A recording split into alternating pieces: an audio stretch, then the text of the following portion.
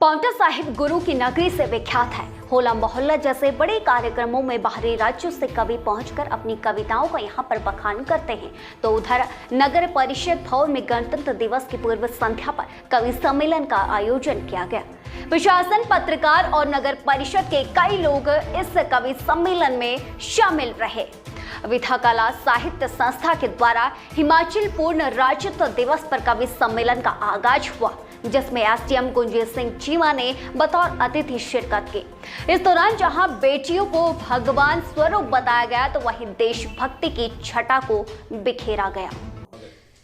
मैं केशव कैसे इस जन्म में भी गहरे मौन में खोया हूँ।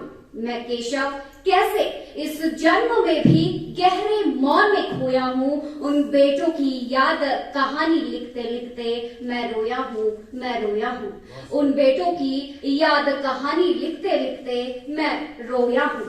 जिस माथे की कुमकुम बिंदी वापस लौट नहीं पाई, जिस माथे की कुमकुम बिंदी वापस लौट नहीं पाई, चुटकी झुमके पायल ले गई, कुर्बानी की यमराई, कुर्बानी की यमराई। सिलसिला यही नहीं थमा, बल्कि एक नया सफर और एक नया अध्याय कविताओं के माध्यम से शुरू होने लगा।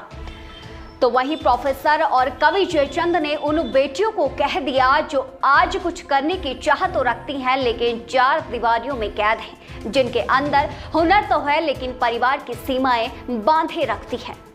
निर्भया के दोषियों का सच। जंगल के सन्नाटे में पसरी गुड़िया की चीख पुकार को, हैदराबाद की स्याह अंधेरी रात में प्रियंका रेड्डी की छलनी आत्मा को कविता में बयान कर देना चाहता था। समकालीन राजनीति के दंश को, फाल्गुनी कोहरे में तैरती शिमला के माल रोड में चलती टोपियों के भय को, सरहद पार खूनी जबड़ों में फैली व्यंग्यात्मक हंसी को मैं कविता में कलमबद्ध कर देना चाहता था। देहरादून के रेलवे स्टेशन पर जूठी पत्तल चाटती औरत की पेट की आग को, इससे पहले कि मैं कविता के खेतों में बो डालूं आग और लोहे की फसल को, मेरे खिलाफ गिरफ्तारी वारंट जारी हो सकता है। इससे पहले कि मैं कविता के खेतों में बो डालूं आग और लोहे की फसल को, मेरे खिलाफ गिरफ्तारी वारंट जारी हो सकता है। इस संवेदनशून्य समय में मैं कविता में कैसे बचा पाऊंगा पिता के झोले में गांव, कैसे उगा पाऊंगा कविता के खेतों में आग और राख की फसलें, कैसे संभाल कर रखूंगा कविता की पोटली में जीवन मूल्यों के बीच। मुझे बेहद अफसोस है कि मेरे कुछ मित्र कविता को बाबा रामदेव का कांति दंत मंजन बनाकर बेच रहे हैं खुले भाव।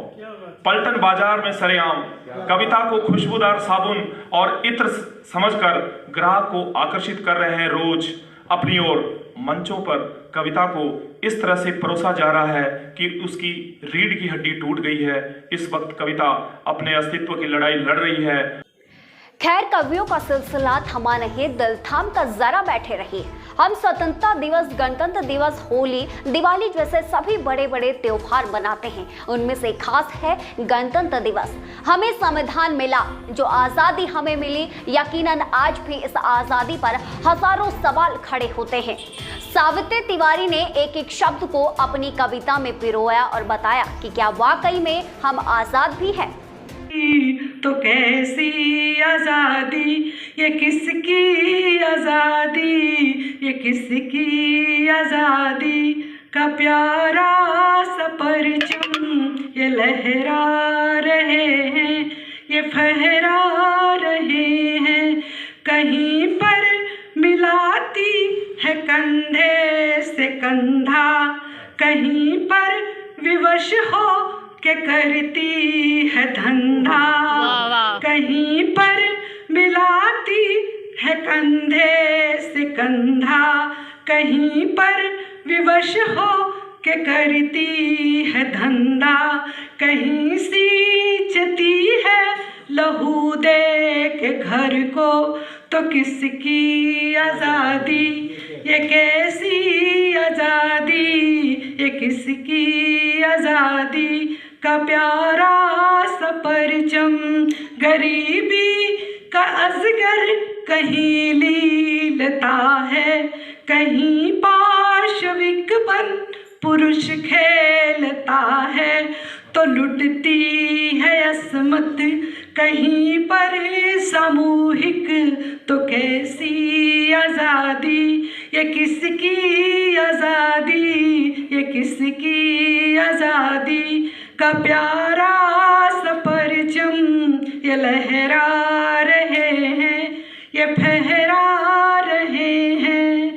कहीं आज़मी देखती है गुलामी, न धेला न पैसा रहे हाथ खाली। कहीं आज़मी देखती है गुलामी, न धेला न पैसा रहे हाथ खाली। सदा तंग हाली, सदा तंग हाली, तो कैसी आज़ादी ये किसकी आज़ादी।